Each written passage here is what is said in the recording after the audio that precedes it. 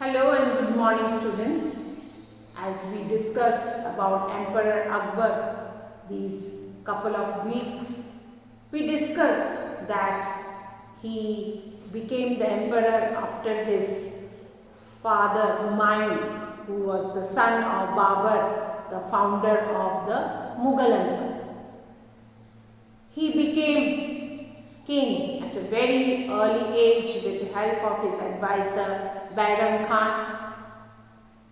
He ruled nearly 50 years from 1556 when he was crowned the king till his death in the year 1605.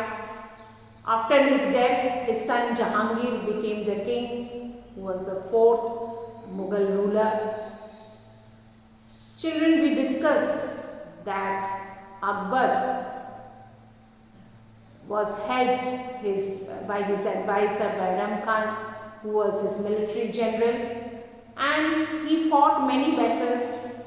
One of them, the most important and the first battle he fought was the second battle of Panipat, which was fought in the year 1556, which Bairam Khan actually led, his general led, and that in that battle the last Hindu ruler or the Afghan general was defeated, and Akbar established the Mughal Empire in northern part of India.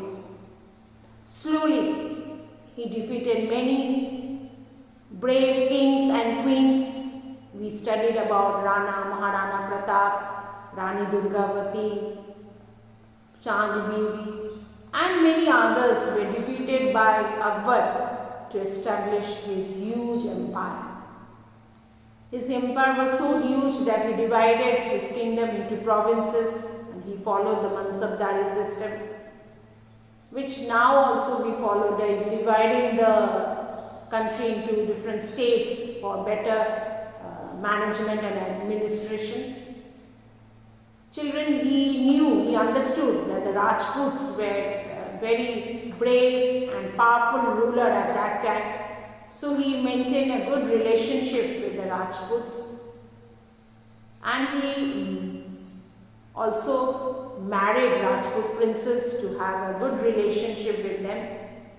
He also made Rajputs his general and his revenue minister like Todarmal and Raja Man Singh. So he gave respect, a position to these Rajputs, and the Rajput understood that Akbar wants to have friendly relationship with them. Children, he understood that to rule such a huge empire, he has to make his people happy. He removed all the unjust taxes. He was very kind towards his people. He understood that whenever they faced difficulties because of drought or flood, he removed those. He did not impose any tax on his farmers. He was very liberal. He was kind-hearted to the people of all religion, including the Hindus and the Muslims. All were happy with him.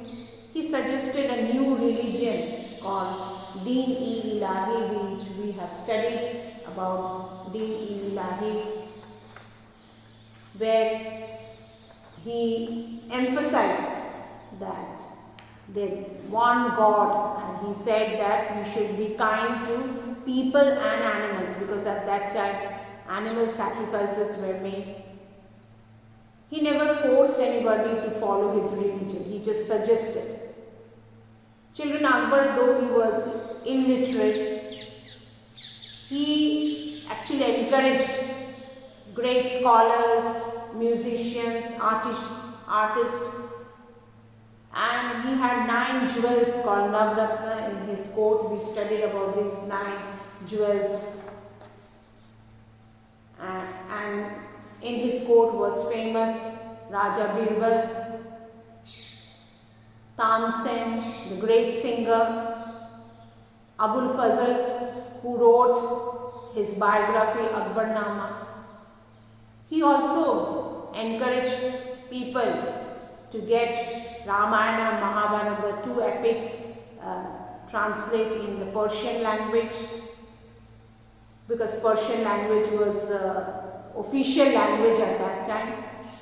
Children, not only that, he built many monuments. He actually built that Fatehpur Sikri city, and he made it his capital, but unfortunately because of some problem with water, he had to shift to Agra.